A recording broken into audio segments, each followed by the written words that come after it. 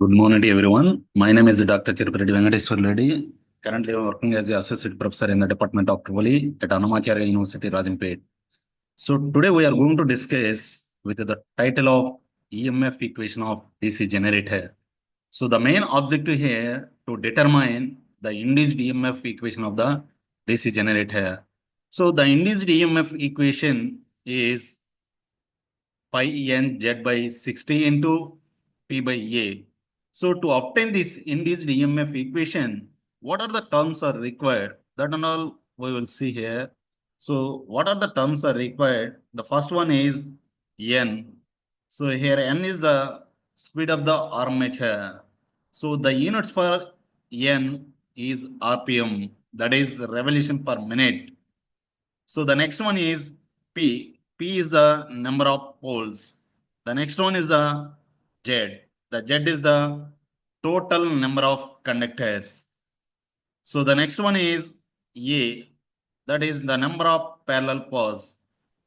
So next one is phi. So it is flux.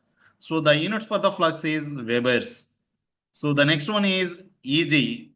EG is the induced EMF or generated EMF. According to the Faraday's laws, the induced EMF is directly proportional to the rate of change of flux linkages. That is EG equal to d phi by dt. So here d phi by dt is the rate of change of flux linkages. So EG is the induced EMF.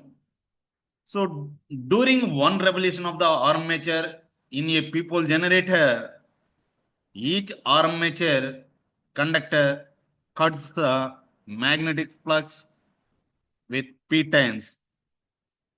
So the flux cut by the one conductor in one revolution is d psi equal to P pi.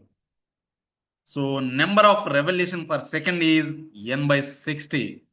So flux cut by each conductor per second is equal to flux cut by the one conductor per revolution into the number of revolutions per second.